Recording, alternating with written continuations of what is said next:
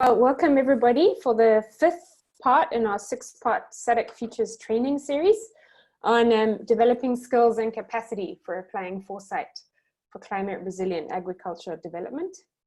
Thank you so much for those already who've introduced themselves. And I see Verona said she's feeling a bit under the weather. I hope we can spark you up and keep you well from a distance. So just to, I think many of you are familiar with how the partnership came about and how the training has been adapted. But just to let you know, you're seeing here just part of a much wider team that have been involved in putting together this training series. So it's both an initiative of the SADC Food and Agricultural Natural Resources Department and the Center for Agricultural Research in Southern Africa, CADESA. It's being implemented by CCAFs, and many of the trainers you'll see today are working with CCAFs, which is the Climate Change, Agriculture and Food Security Program of the CGIAR. And it's facilitated through the SADC GIZ Adaptation to Climate Change in Rural Areas program, so the ACRA program, which is run out of Gaborone and focuses on the SADC region. And this program is funded by the German Federal Ministry, BMZ. So just again, a big shout out and thanks to all the partners that have been involved in putting together this series. And we're really grateful for this wider connection between these different organizations.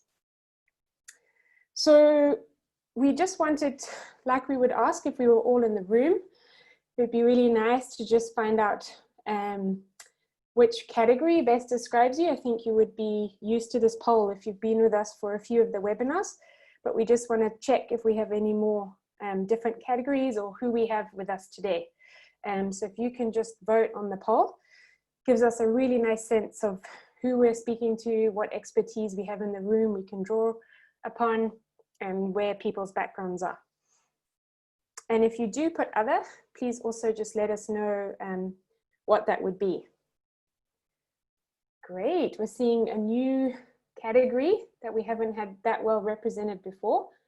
So that's really exciting.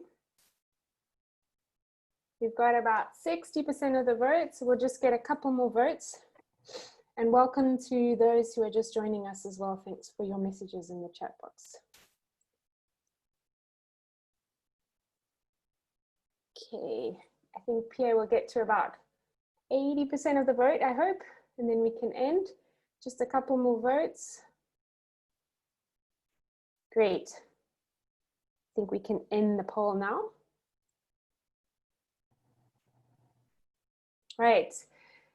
As we can see, about 45% of us today represented under a broader category of research and academia. We've got 16% from local or national government, representative from the SADC Secretariat. We have a couple of private sector representatives and some from international organizations like UN. We have a media representative, which is fantastic. We haven't had media so far. And we have a couple of others. So just let us know where you represent, and also private sector, if you're able to maybe say where you're based, that would be really interesting. And 2 farmers, pastoralists, or fisher organizations. So welcome. As you can see, a really nice broad group of experts and stakeholders. So yeah, welcome essentially to the 5th of a 6-part series. Today, we'll be looking into how to unpack scenarios in terms of their implications, and we'll be looking at transformative transformation and how do you put that back into climate resilient pathways. So just to check also in terms of how much background or detail we need to go into, and now we've had a number of people join us for quite a few of the series. It's quite nice, we can draw upon a lot of your expertise. But just to find out which webinars you have joined, we just wanted to run a quick poll to see what the experience level is in the room with some of the content we have gone over. So if you can just cast your vote for this will be really valuable to see across the 4 webinars that have taken place so far, which content you are familiar with.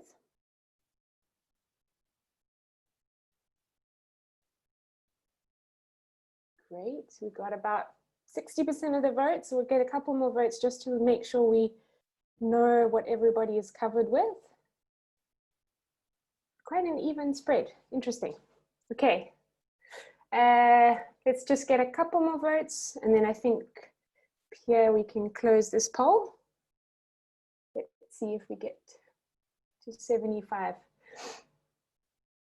Great, great.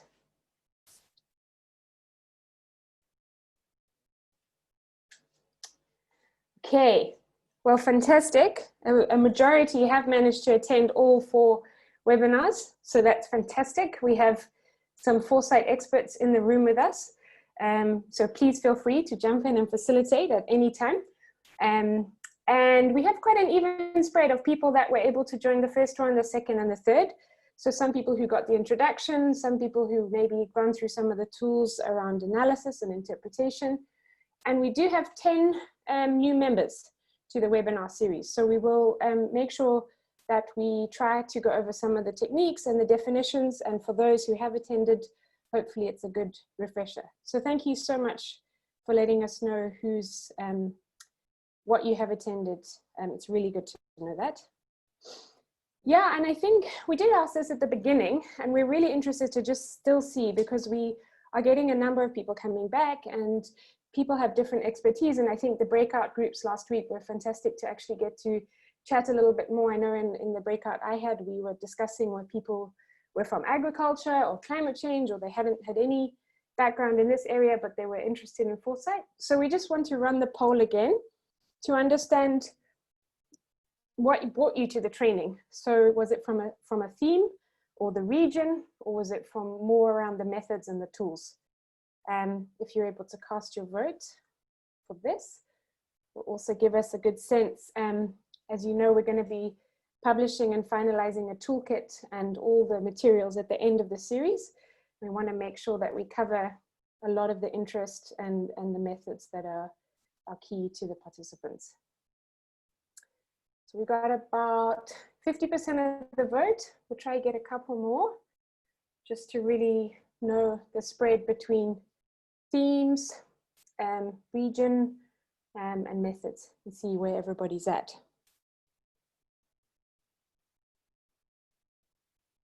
And welcome to those also who've just joined, seeing some of the participants coming in and the introduction, so welcome. Okay, I think, Pierre, you can stop that poll.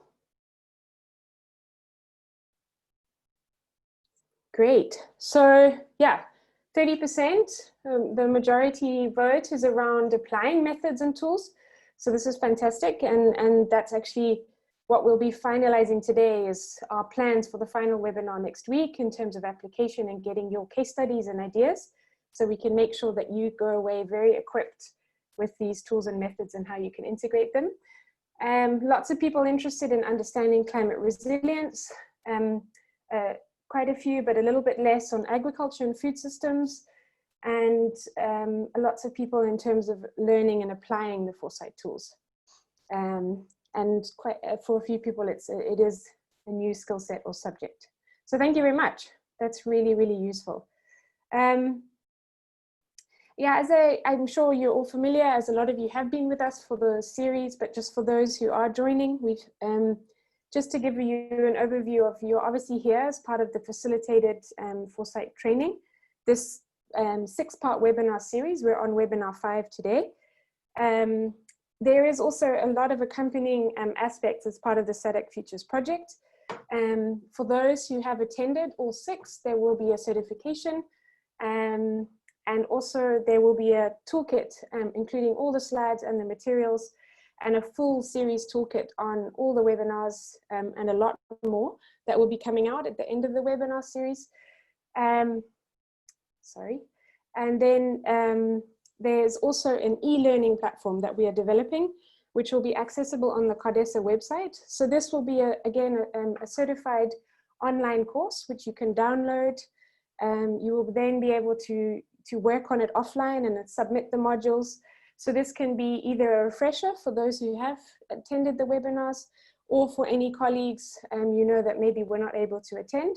This will be available for the foreseeable future in terms of a Foresight resource, and also the training website will have a whole set of supporting materials.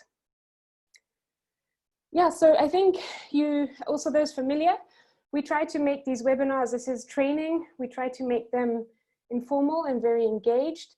We have now progressed from the webinar to more of a meeting format, allowing us to have a lot of breakouts and interaction.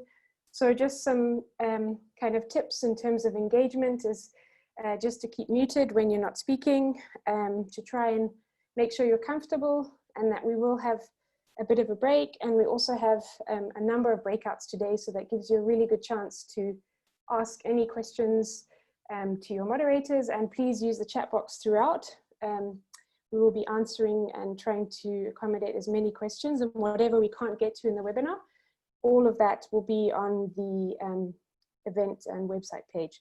And Lily will keep posting the link to all the resources in the chat box.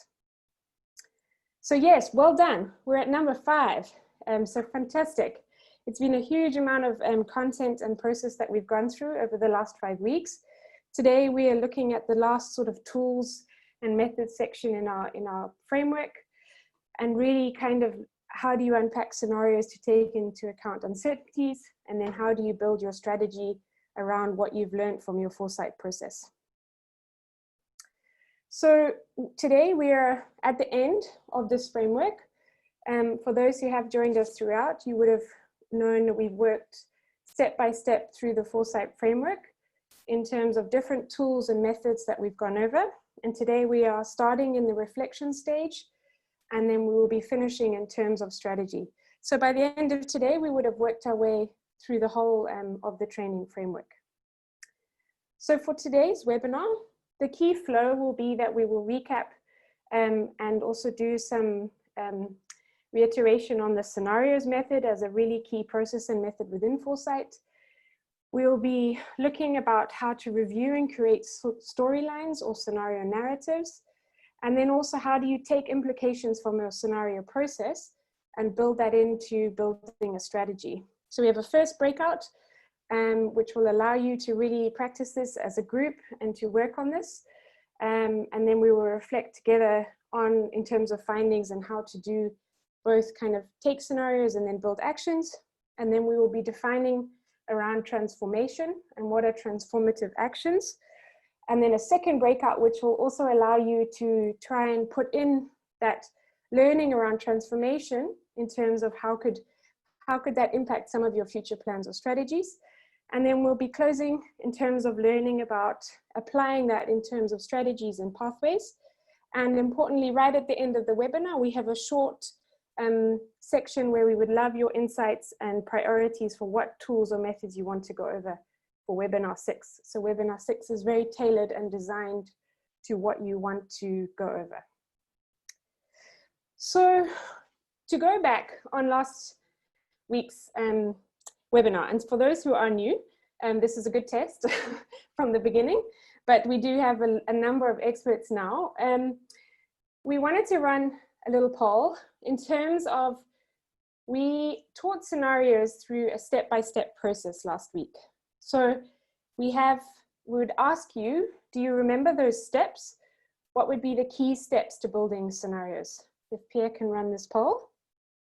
So it's a multiple choice. So you can say which you think are the steps. If you're really good at numbers, you might remember how many steps there were in total. And you might see that some of them maybe don't apply. But yeah, if you can remember how we started with the scenarios process last week, or if you are new to the training, if you have had any exposure to scenarios, do any of these words or key terms come out in terms of something you're familiar with? If you think through how did you start to build the scenarios, etc. We might have thrown in a few things to throw you off to just check that everyone was on track with the process last week. And I think everyone is very awake today because no one is being thrown off at all. Okay, we have quite a few, about 40%, 30% of the vote. Let's get a couple more so that we get a good sense of the room, and then we can close the poll. Okay. Great, Pierre. I think we can close the poll. Okay. So one person was thrown off in terms of grabbing a cup of tea is not, unfortunately, one of the scenario steps, but it is a very important thing to keep the mind open and ready. But yes, there are a number of key steps that we work through. And I think that's brilliant that the highest answer was around high impact and high uncertainty drivers, because that is really one of the kind of crux or key ideas. So just to quickly go over what we learned last week in terms of the process, really starting with defining the focal issue and then identifying and brainstorming these drivers of change, to saying what will be impacting potentially on the future timeframe we're looking at. We then grouped these drivers into different categories to make sure that we weren't biased in one or two areas in how we were envisioning the future. And then identifying high impact and high uncertainty drivers, selecting those, setting up a scenario axes, and then building storylines. So we had 7 key steps that we broke it down into last week. So I think you know this really well. I mean, it came up pretty clearly, but in the chat box, perhaps what do you think is the key thing that we are trying to understand with scenarios? I think you all answered the poll pretty well, so I will keep going.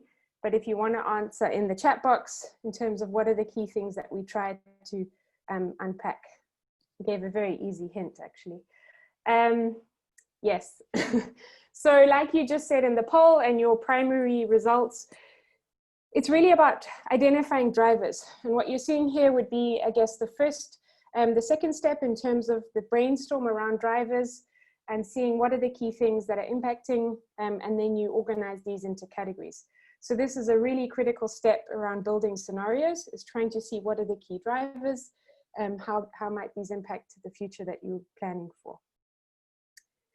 So just to go over some of the definitions, just to remind us, I won't take too long on this, but basically these are really the factors or issues or trends that are shaping the future. That's what drivers can be defined as. We can also break drivers down into those that are internal.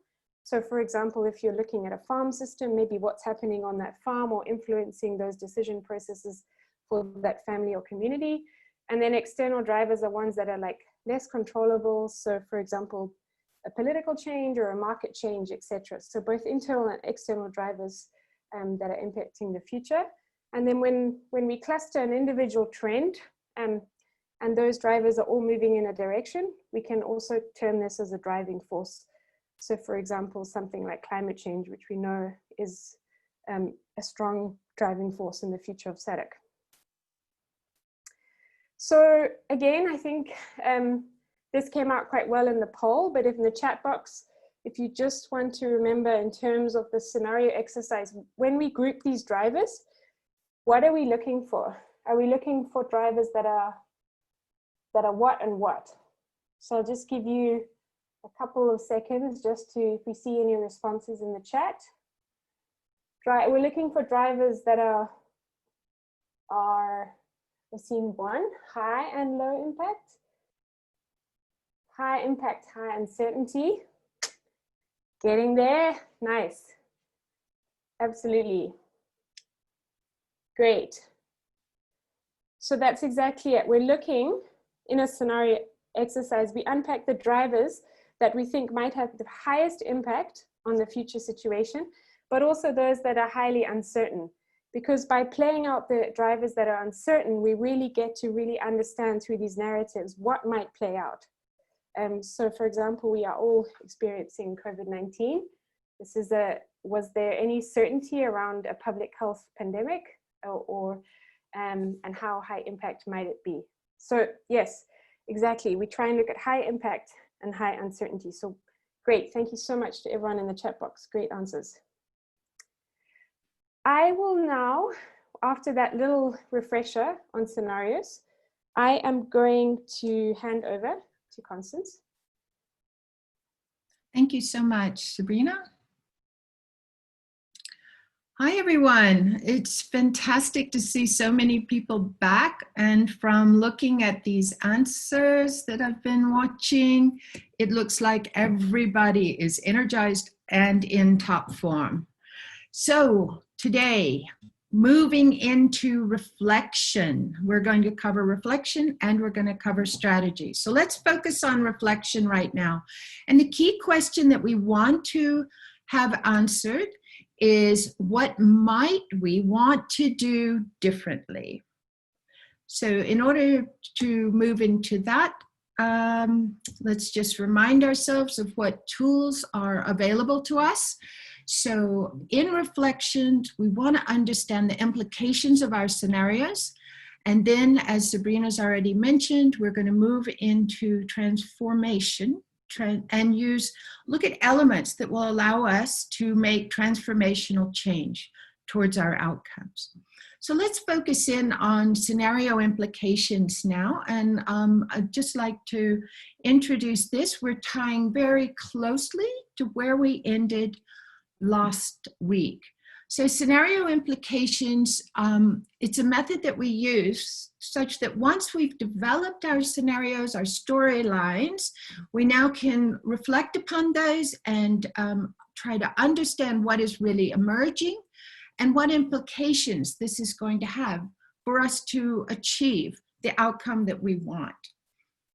A really interesting thing about having these scenarios in place is it'll allow you to test whether an existing pathway that you have is actually going to be able to shift you into the narrative that you want.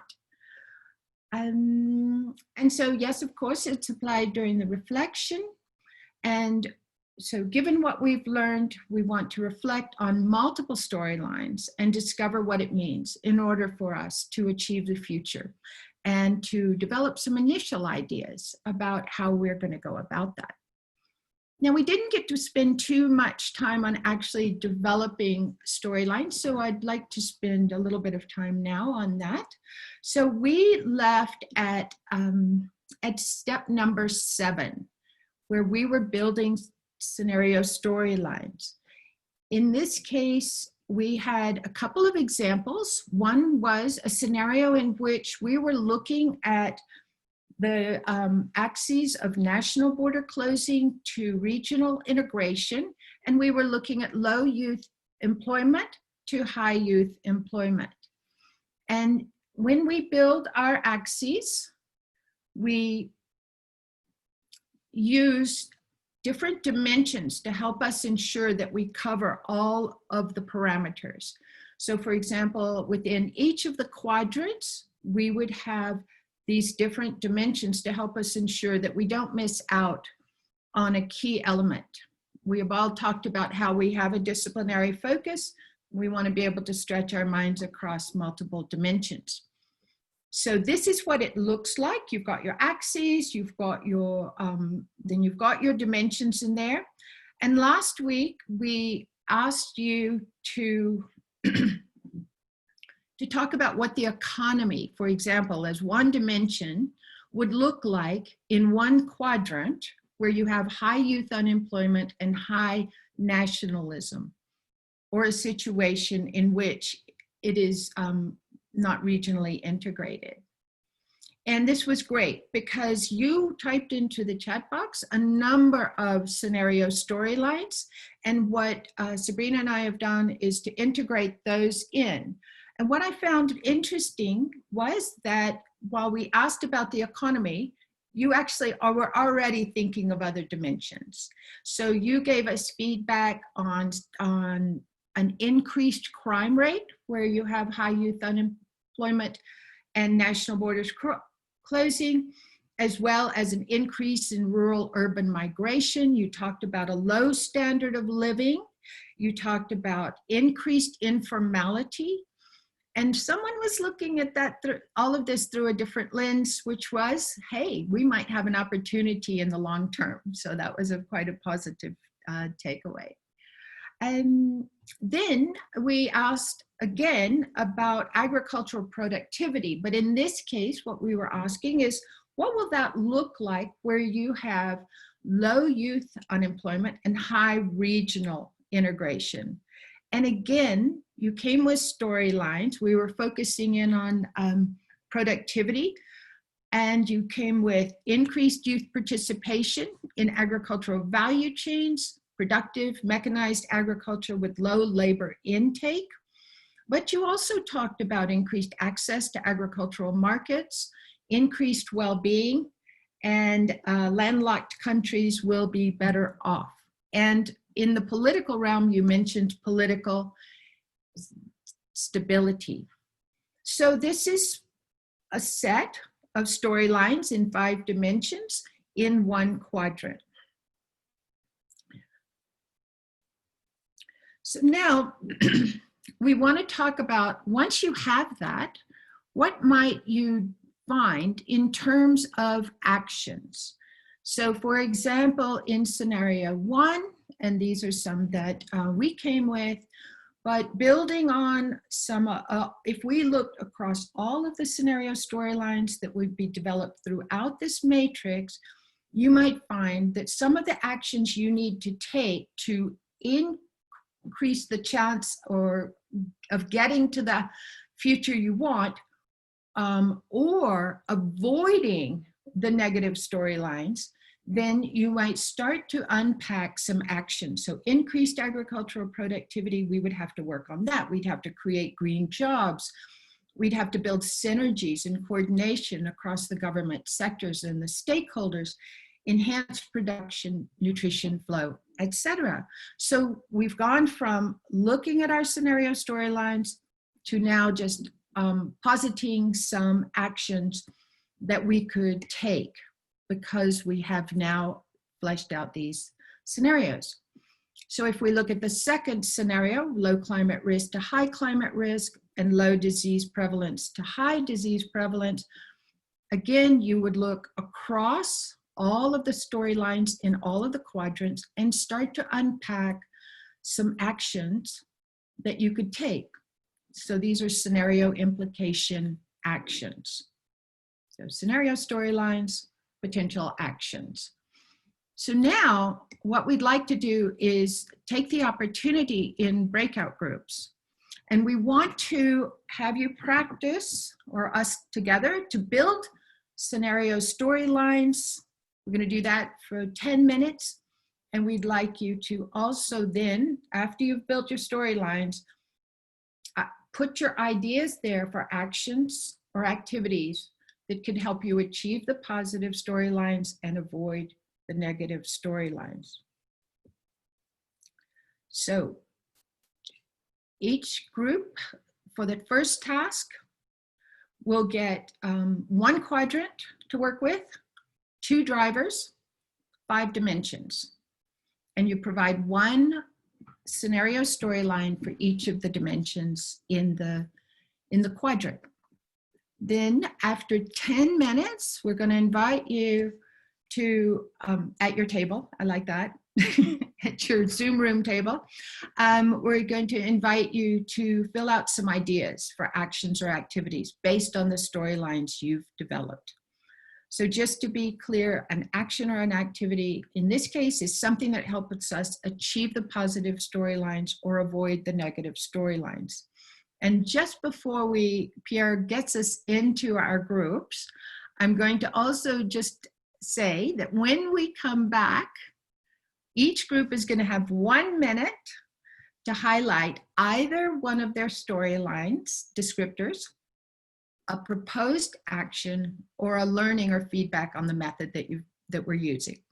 So before the timer runs out, decide on what you're going to report on. All right, I think that with that, I will close my screen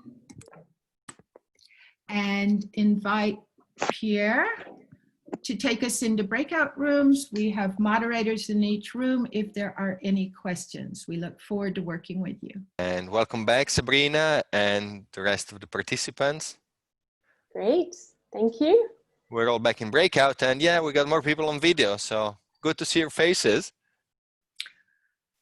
I accidentally went to number 5 at the end and saw someone typing, and I was like, what's happening? You're on my side. No, I was dueling with Laura in breakout group 5 because that's what I thought I was going to. But she won, I have to say. Great.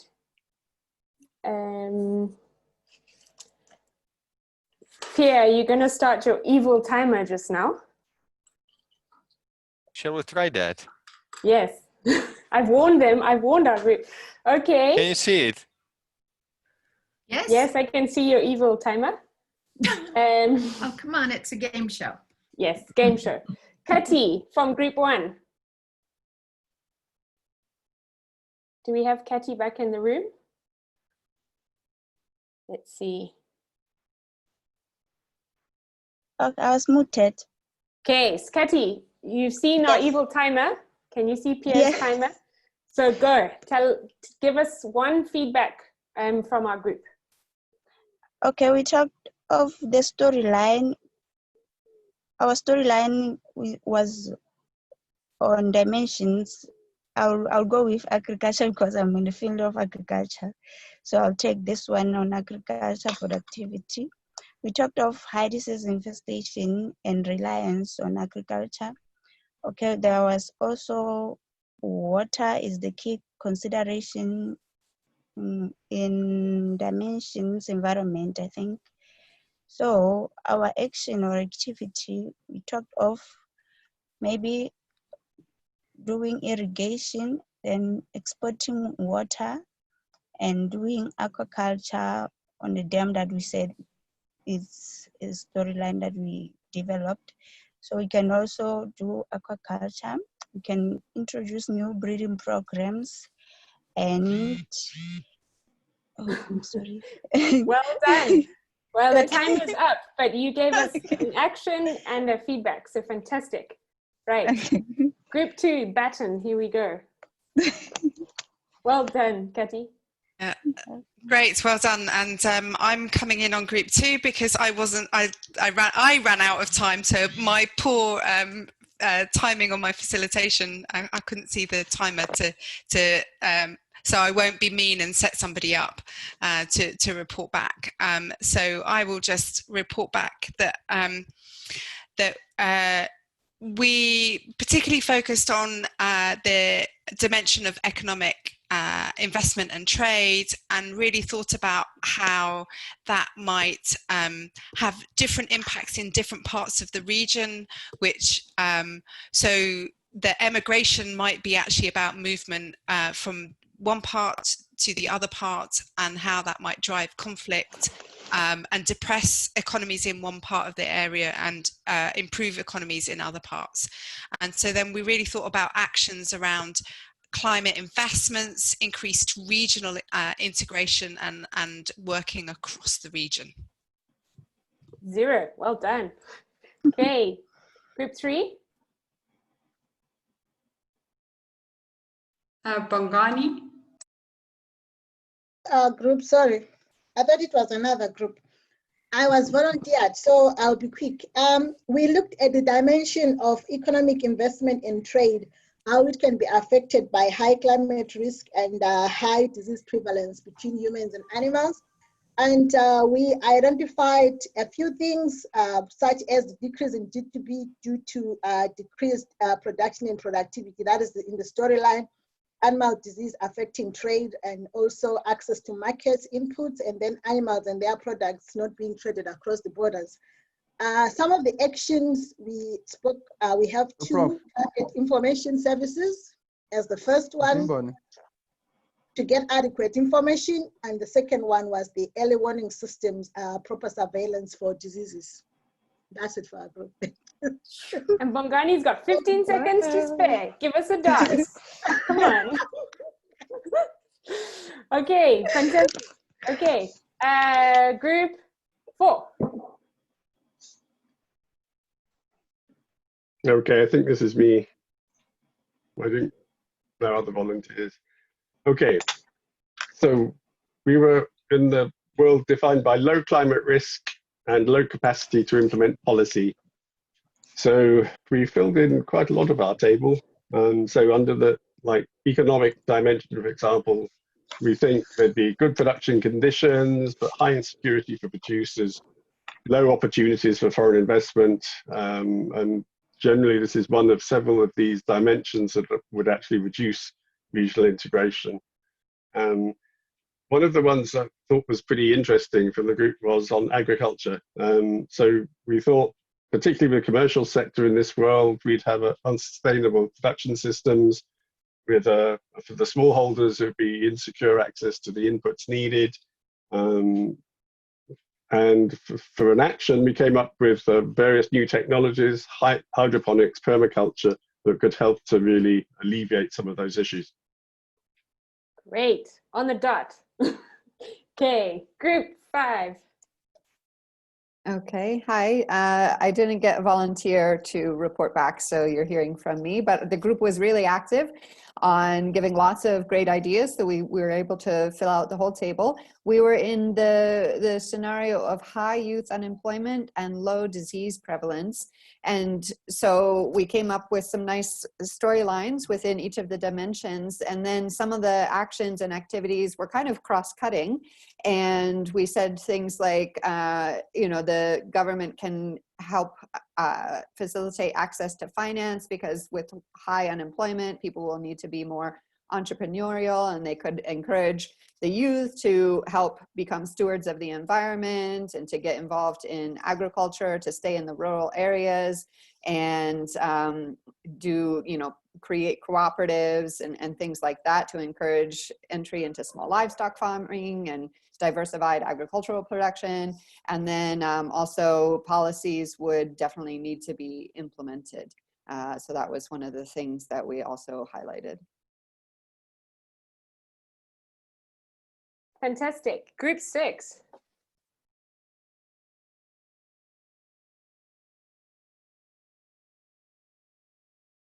Who do we have from group 6? Group 6 is Koketso. There she is. If you can unmute, Koketso. Is it okay now? Okay, for group 6, I'm going to be looking at the dimension of economic investment and trade. The storylines was good employment, interruptions in the supply chain, food service industry has reduced service, farmers have low income privilege, privilege purchases online rather than face-to-face. And then for our action, we said project developing more technologies that need less labor, promote skills on technology under conditions that they can do their work, that is remotely working. And then we subsidizing tech services, that is learning online, and also subsidizing and training for youth projects. Wow, well done. Time to spare. If you have time to spare, you have to give us a dance. That's the rule. There we go, group 6. Fantastic. Thank you. So I hope everybody had some good reflections from that. Thank you so much for the rapid feedbacks, and Pierre for your game show time count. It was very, very helpful. We are now, just to reflect on that exercise, we have a couple of minutes to just have a Q&A. We've learned a little bit in terms of the start of this reflection, in terms of taking scenarios, narratives, scenarios, storylines, and starting to think about actions and activities. Is there any questions that anyone wants to raise? We'd love to hear your voice, see your face. So please feel free to put up your hands if you have anything.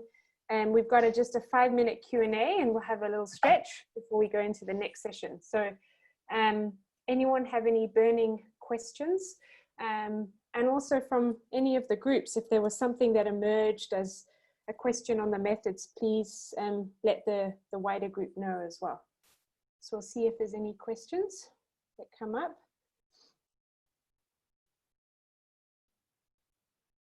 Or anything from any of the groups, if someone was questioning one of the methods or the tools or the approach. Was there anything about drivers? We'll see if we have any questions we can answer now. Can I ask a question, please? Yes.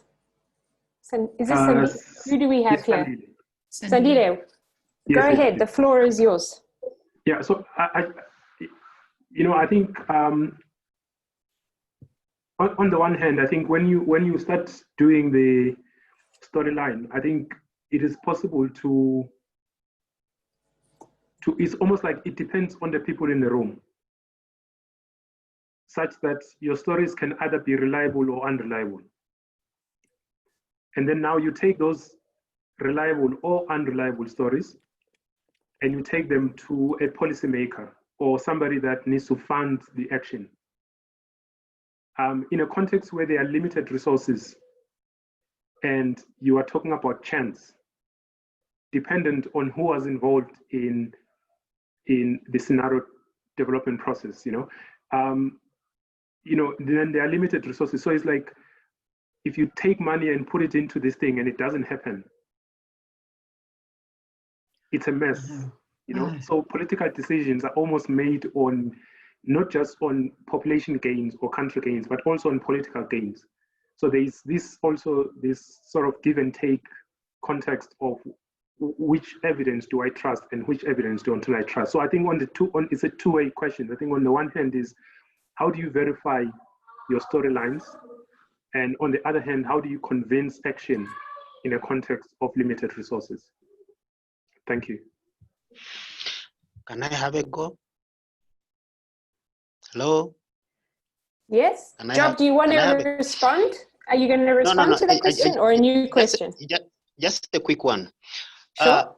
One of the things is, I think the issue of benchmarking is very important to counter that, because like in each of these countries or in the region, there is a layer of scientists working on scientific facts and who are supposed to work on these problems being caused by climate change.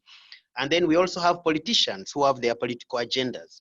Although among the politicians, we also have scientists, politicians working based on scientific facts. So I think it's the duty of the scientists to correct the misperceptions. But then also the other thing is the issue of shared projects in the region. I think shared projects in the region will go a long way to counter, like for example, if 4 or 5 countries are working on a shared project with related outputs, I think it will go a long way in countering the false projects that may damage instead of repairing what we want to repair. Thank you. Hello.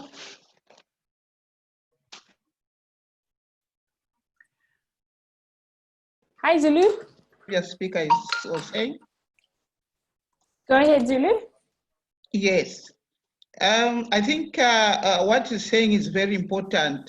For instance, because of climate change issues. So if only one country is doing a certain project, that means it's not enough. It's like we are doing maladaptation. So maladaptation is not going to take us anywhere. What we need is to do collective.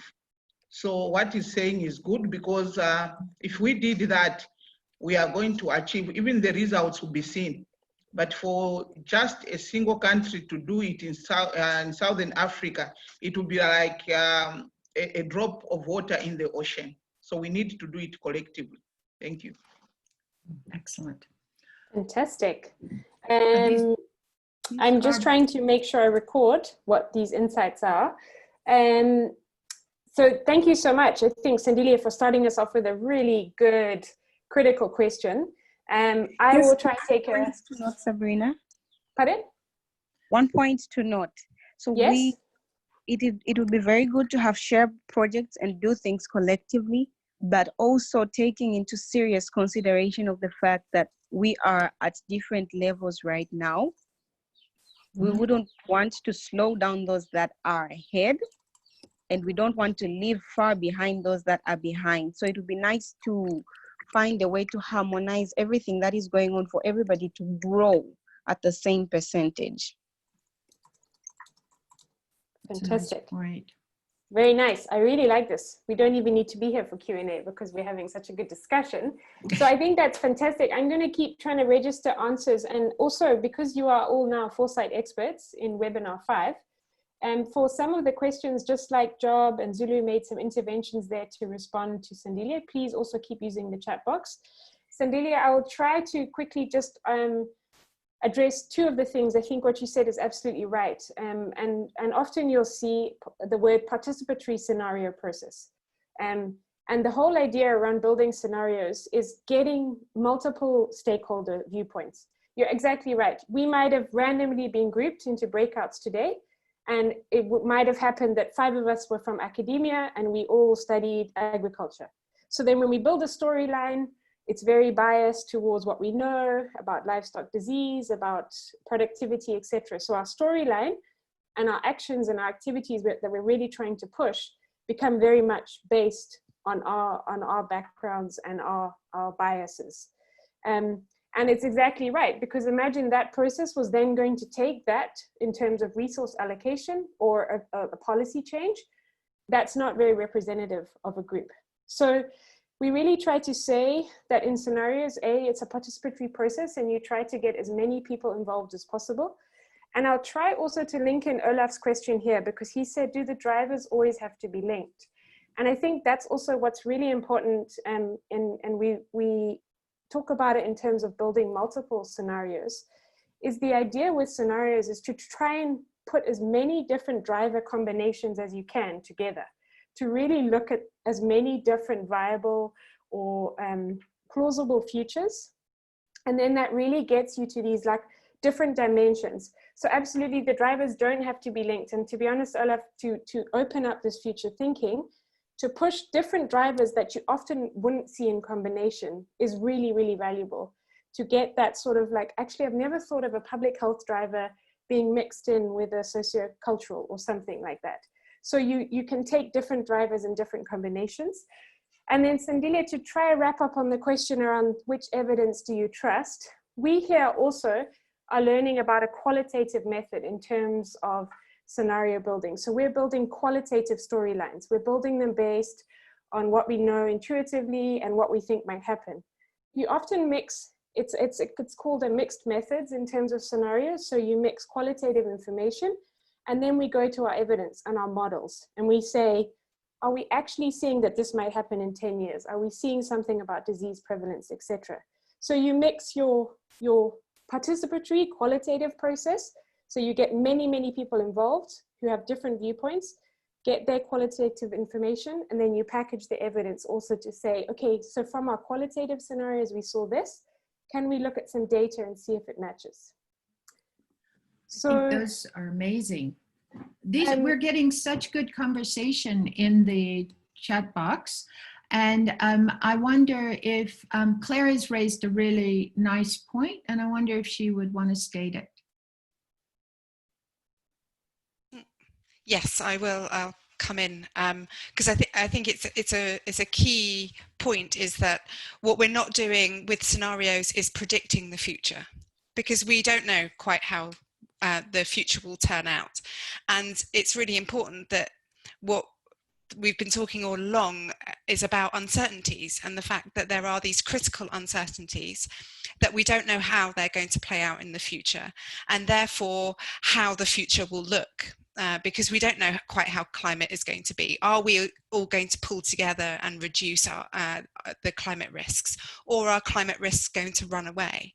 And they will lead to two quite different looking futures. And what we need to do is plan now, that our policy and decision making now enables us to cope regardless of which future unfolds. But the only way to do that is to explore all of those possible futures and to think about what they might look like and how they might unfold. So it's not predicting the future, it's exploring possible futures and making sure that the decisions that we make now are robust enough that they can cope regardless of what the future throws at us.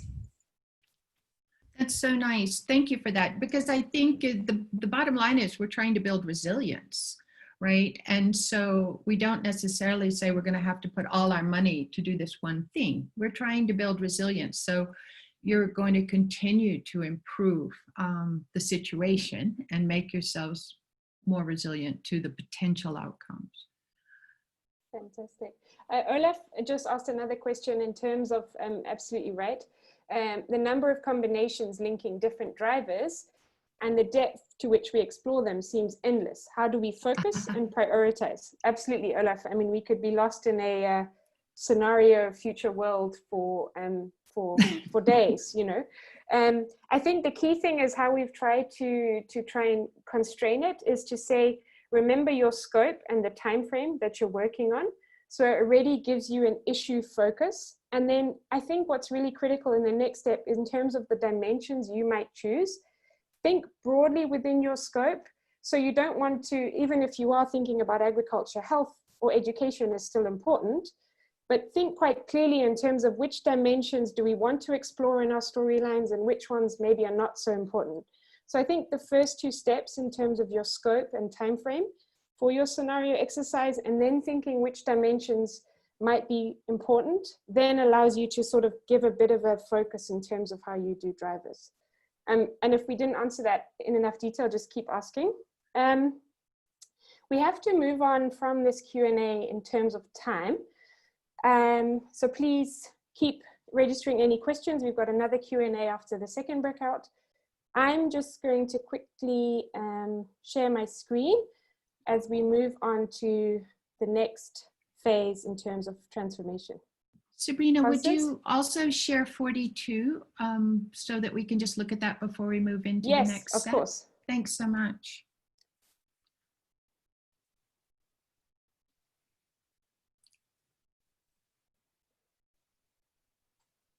And this is really just in response to exactly what Olaf has said. I think what you want to do is lay out a number of these matrices, right, that are the most important, that have come from your decisions around which drivers. But you don't have to spend enormous amount of energy in doing these. You would go across a number of these and identify what is it that we really want for the future and what is it that we want to overcome. So I think the more important thing is to just get your mind into each of these, and then you can move over to action. And I'll turn it back to Sabrina if she wants to add on this or to move on. Thank you. No, I think that's great. And I think keep the questions coming in terms of around this. I'll ask everyone to stretch while I keep going, just because we're running over. So please feel free to stand up and have a little stretch. Just have a little stand up while I jump into the next session, just so we keep on time. So we're now moving into trying to explain around transformational elements and change. This is moving us from the reflection to start to think about what would our activities and actions need to be to deal with these different possible futures that the scenario process have really put together. So just to remind us, we're here in the reflection stage still of the framework, but we're looking around taking those scenario implications and looking around transformational elements and ultimately towards transformational change. So just quickly, in terms of transformation, we'd love you in the chat box, when you think of or you hear transformation, how do you define this? When you hear the word transformation, what does it mean? What is the definition that comes to mind when you hear the word transformation? And maybe even if you've not heard it, or Malundu, starting us off, change of status or way of existence. Changing the state of something, just change. Change of how things are. Permanent change from current to desired state. A movement of direction, a marked change. So we're seeing lots of change, a movement of a creation in general to move from one to the other. Transition from one state to another state and change in the current situation. Okay, brilliant.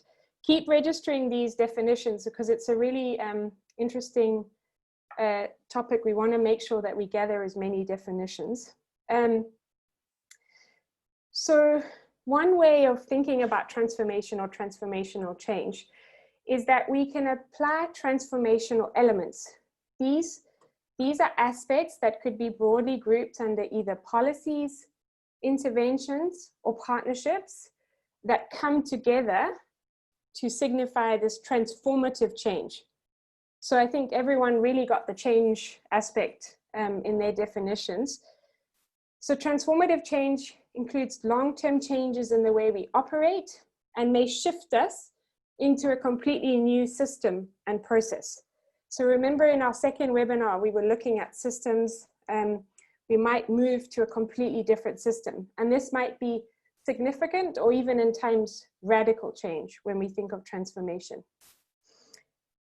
So if you're trying to break down transformation, maybe some useful ways to think about this is in terms of the future that's coming often requires significant change. I think in our storylines, we saw some aspects around that. It might require something radically new in terms of policies or partnerships. And it really moves us beyond what we call this incremental change. So if you think of an increment, it's often if you step 1 foot left, you've moved an increment to the left. And I just moved right actually. But if you move left, you just do by 1 increment. So often our changes are just 1 step.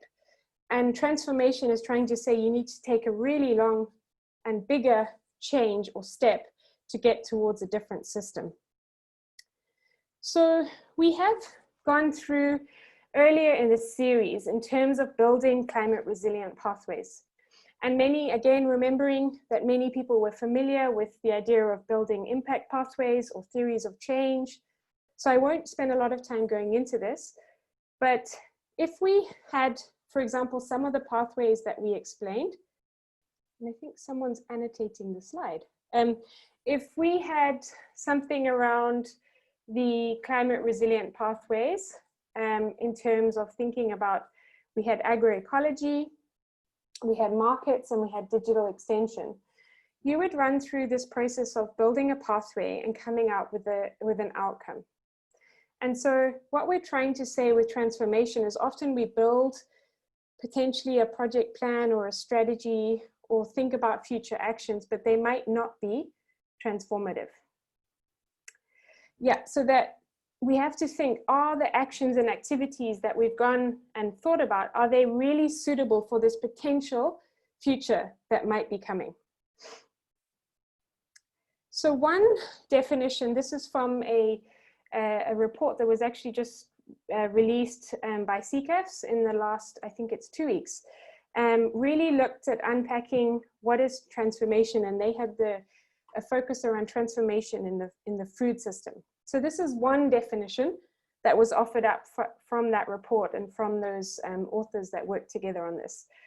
Around an agriculture and food system that can be, transformation is a significant redistribution. So if we're thinking of redistribution, they've said by at least 1/3. So that's either land, labor, capital, or outputs within a time frame of a decade. So this definition of transformation, and we'd love to get any viewpoints. If you agree, if you disagree, do you feel like this allows you to come up with an understanding of what transformation is? This report has said that transformation, we think about it in terms of agriculture and the food system, which is our focus of the training, could be thinking that by 1/3, one of those aspects, such as capital or labor, changes over a 10-year period.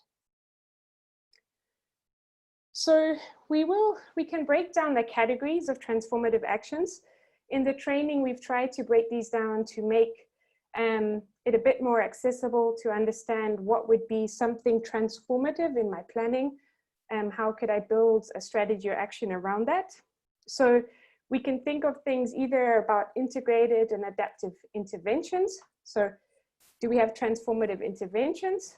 And then we could think, are there transformative policies that are either flexible and robust and could drive implementation? Or something about novel partnerships. Can we bring together partners that have not worked together? Can we create different cross-sectoral partnerships or relationships. So these are just 3 categories of actions we've put together to try and explain about transformation. So I won't go into this into too much detail just to save time, but if we were to think about interventions, this could be something around a behavior change aspect. You could think about a new business model, a loan facility, focusing on smallholder farmers. It could be a completely new technology or a different thing around knowledge and data platforms, awareness and empowerment, and new design and something about scaling. So if we were to take one example from there in terms of finance or subsidies, for example, a transformational activity or action might be something about financial technology to get the private sector to pay directly farmers in terms of restoration efforts for land health. So could we come up with a completely different way of financing and recruiting farmers into addressing land health and land restoration? So the second category around policies, we could think about decision making. We could think about nested policy design and even scales and reflexive policies. Could we have policies that could be altered to come up with future changes? And also thinking about financing across sectors. Could there be a new modality of how we could finance across sectors? So if we were going to take an example from that grouping, if we said, okay, we think a transformative action could be changes in decision-making processes, we could say that, okay, we actually think one activity could be around develop a formalized office, for example, in a financial planning unit around joint planning and joint budgetary allocations. So we actually kind of create a structure within a political system for joint funding. And then lastly, that grouping around partnerships in terms of thinking about transformation. So is there a new way we could pool resources, money, or labor? Is there new cross-sectoral partnerships? Is there a new set of actors that might be working together? And that could be formally, so in a structured partnership or a memorandum of understanding, or some informal partnerships. And again, if we were going to take an example, so if we said, okay, we want to pool resources, could we create a job hub to bring youth and private sector together in a formalized way so that you can address areas around youth unemployment? So that's a very snapshot way of explaining transformation quickly. Now that we've broken it down into those 3 areas around institutions and policy, around partnerships, can you think, now that you also have defined transformation a little bit, is there somewhere in your personal situation, in your project, in your work, could you think of something that might need transformational change? And please register that in the chat box. So is there something, thinking about the definition around transformation, around some of the actions that could be transformative? Is there something that comes to mind in your personal situation or your work that this actually could be, this could be in need of transformation? Or if you think about the broader subject area and topic we're working on in terms of the SADC region and climate resilience, is there something that strikes you as something needing transformational change? I will just monitor the chat box, but I will also keep. So Nelson's got us started in terms of several countries face recurrent floods. So something there needs to be some transformational change, I would guess, in terms of addressing floods. That's a great example.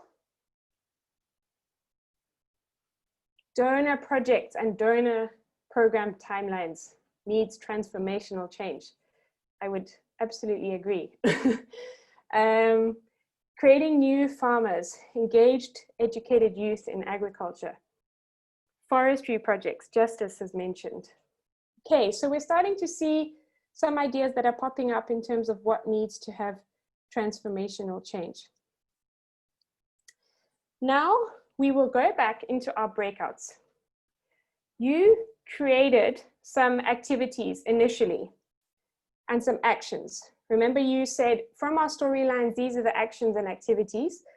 We now have 15 minutes to go back into your breakout. And you will now look at those activities and those actions and start to think, are these transformational? Or is there a completely new action we might need, or a new activity that might be needed? So you can think around the dimensions we've just explained in terms of partnerships or policies or interventions. And you can also use your breakout to discuss a little bit more around transformation. And I see there's so many good examples coming in. So please take those to your breakouts, and we'll see you back in 15 minutes. We will have an even shorter timed response.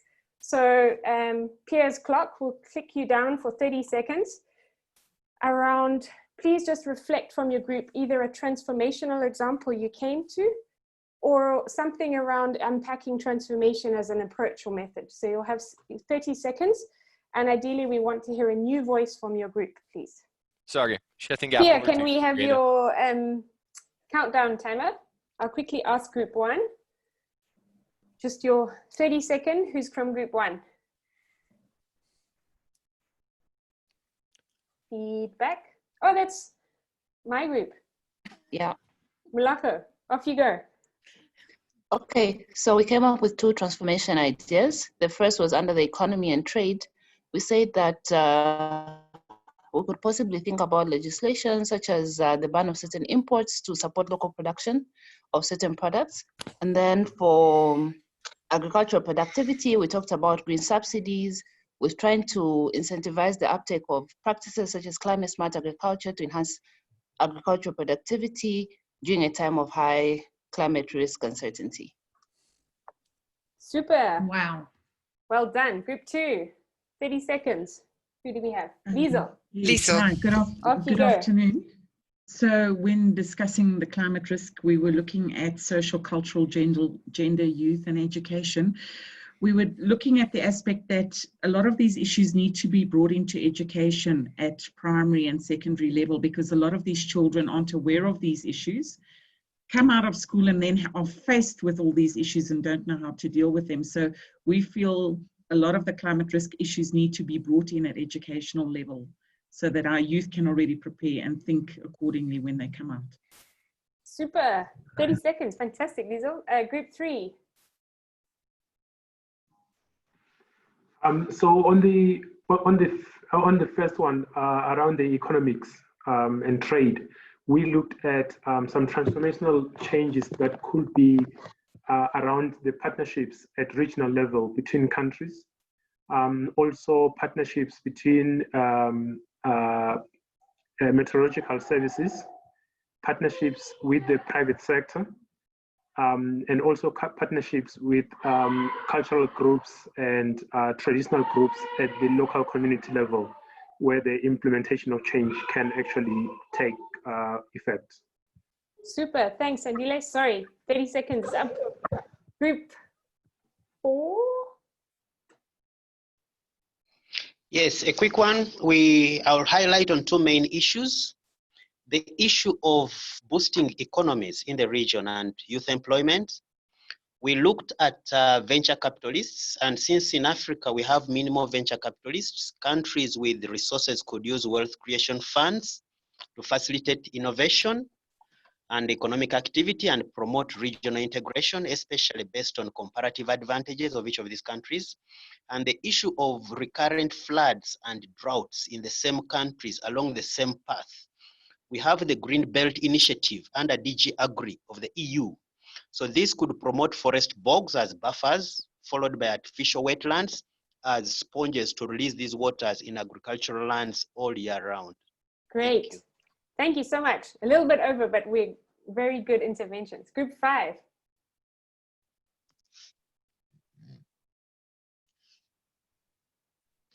That'll be Susanna. She volunteered for group 5. Susanna, off you go. Sorry, I was muted. Environmental, we talked about rolling out robust entertainment shows or activities in form of quizzes, debates, different types of shows by young people, for young people to air out their voices on how they view environmental protection and incentivize stewardship using those shows.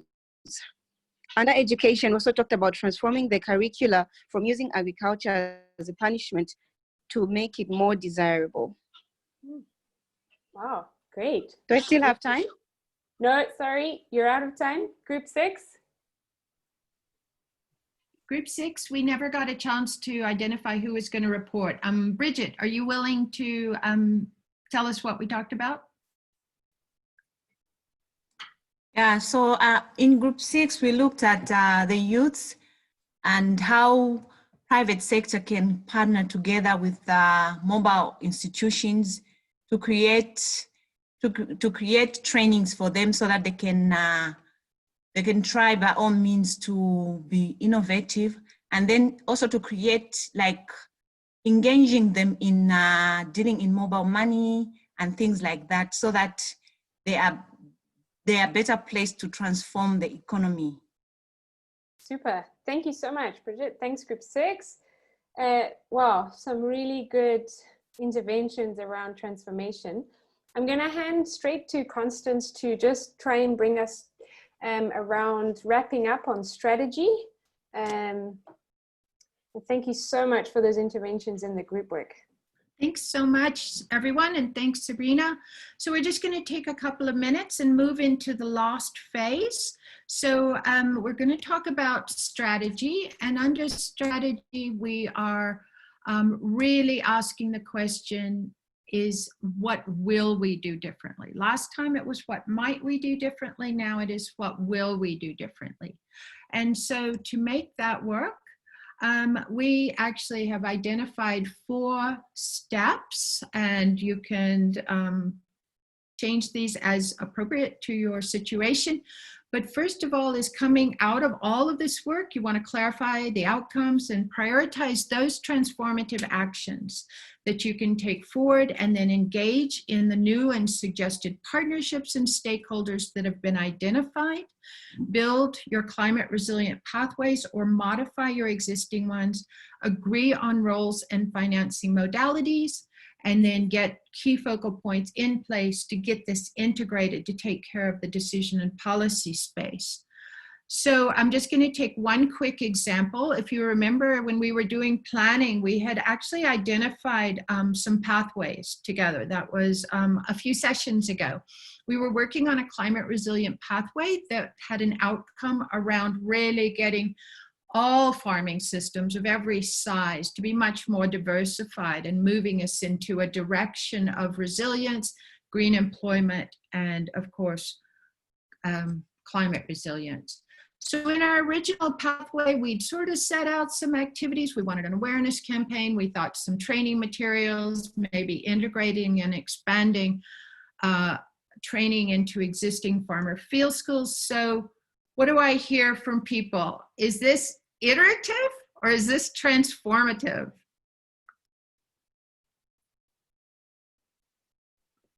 I'm going to go with iterative. So we were thinking in one place when we did those pathways, and now we've got a whole new sense of the future.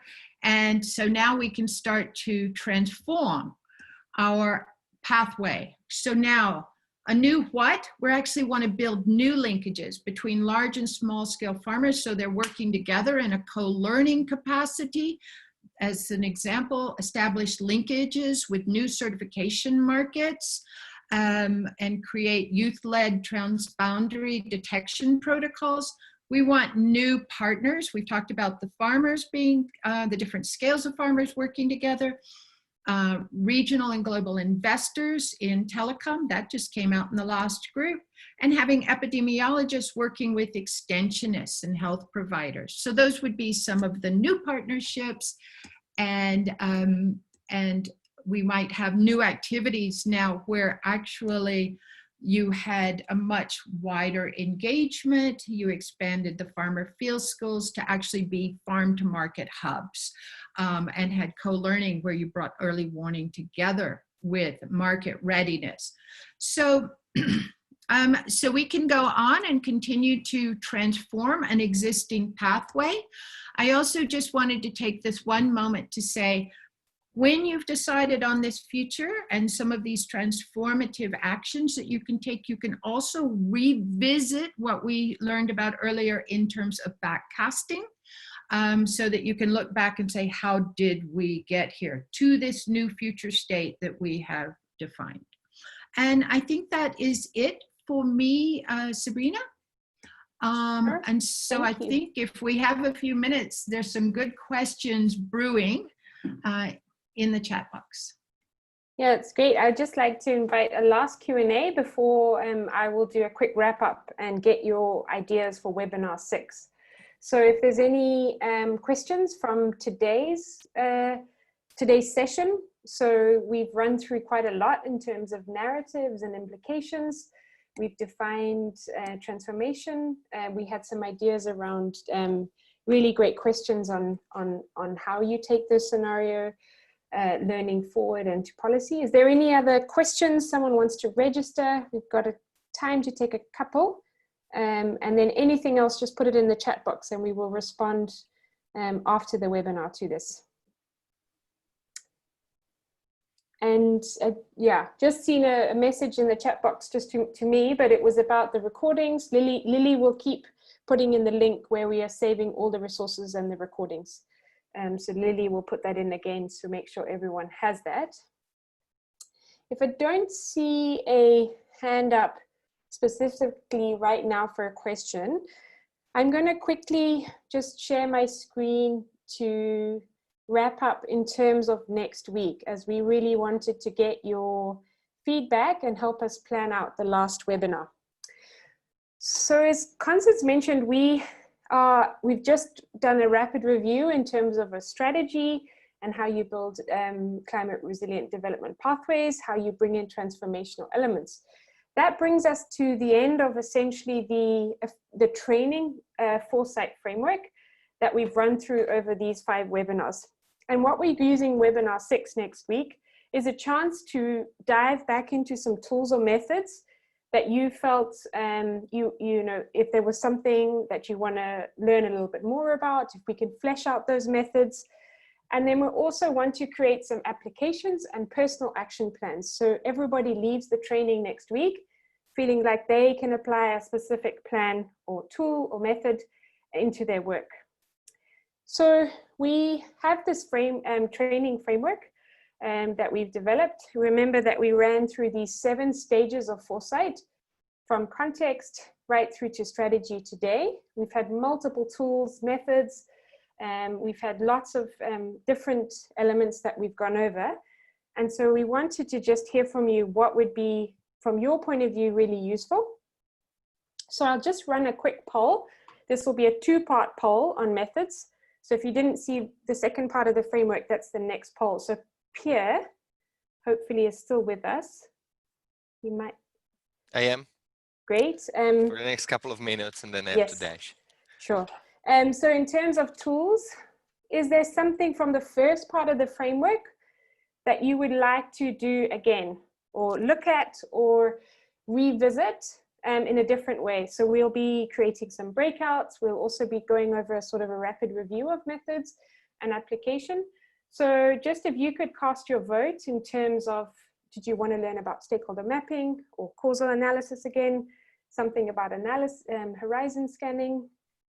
We just like to get your perspectives on things that you would like to revisit again. And remember, there's a 2-part poll, so we'll see the other half. Sorry, Sabrina, my mistake. I put them actually together, so it's that's perfect. No, it's one after the other in the same poll. So if participants scroll down, you should see part 1 and part 2. We can see everything. So everything that we've done across. So if you could just cast your vote on which tools seem to be ones that we really want to revisit, that would be really useful. We can have a couple more votes on that. Sabrina, a quick one. You won't have more than 1? No. Yes, you can choose up to 3. Okay, cool. Thanks. Yeah, sorry, I should have said that. You can choose up to 3 of things that you would like to revisit. And also, please put in the chat box any ideas as well. If there was a specific question on a tool or method, So I didn't understand that on systems mapping, or I want to dive deeper into that. Please put it in the chat box. Okay, we'll give a couple more seconds to just get this poll. I know you're thinking about the different methods, and obviously those new to the webinar today, some of these are quite new. So it'll be a little bit harder for you to know what the content is on those methods. Pierre, we can end this poll, that's okay.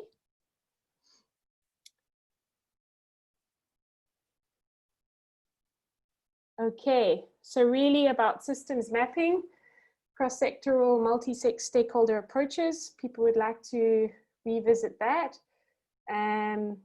Quite a strong vote also about pathway development, and then identifying drivers as something that's really come out. So we will analyze the results of this poll in terms of how we put together the next webinar. So thank you for those insights. I'd also just like to invite, as we close, if you have a specific action plan or a strategy or a project that you're working on right now, that could be a case study we could help you unpack. If you could put that into the chat box. So if you could explain it a little bit more to where you would like to apply Foresight to, that will also help us build out some of those case studies. So if you can use the chat box to just tell us about any specific case study or work you're doing right now, we can also help build some sessions around that for next week to unpack some of these case studies from you guys who are working and applying, and how you can bring in these tools and methods. So please register those in the chat box.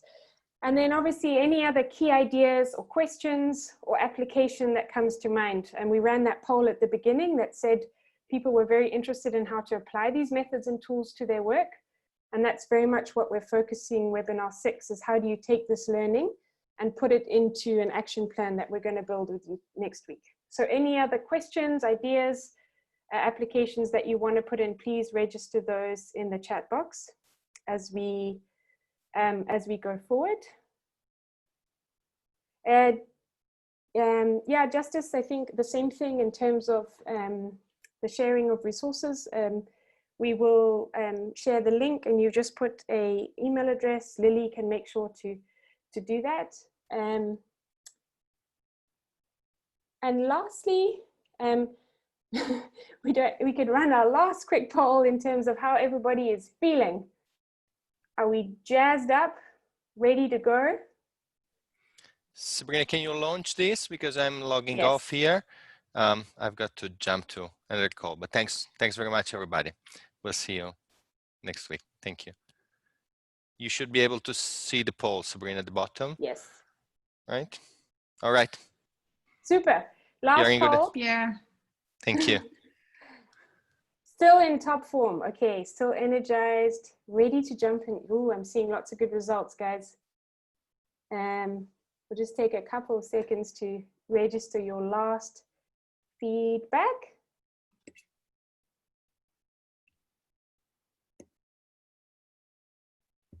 Great, we got about 60–70% of the votes. Let's see. Okay, I'm going to end that. Share the results. Okay, 41% are still energized. Woohoo, that's great. Someone is still walking in the mud. I'm sorry. Fantastic. 10 of you are ready to bring Foresight into your work, and 15 are feeling transformed, which is fantastic. Thank you so much, guys. So keep registering any last comments. I think we went over these learning outcomes in terms of building scenario storylines in our breakouts, and then looking at these implications, an introduction into transformation and transformational elements, and then how we might apply these transformational elements to future pathways. So a lot of areas covered today in terms of reflection and strategy. And we just want to say immense thanks to everybody who's joined us today. In terms of participation across the 5 webinars, and we really look forward to webinar 6 to wrap up the series with you, making sure that we can get through all the methods and approaches. So we will see you next week, Wednesday at the same time. If you want to register your last comment in the chat box, we'll keep the window open for a little bit in terms of what was maybe a key learning for today, or any comments you have for us. And remembering any last questions or requests that you want to have next week.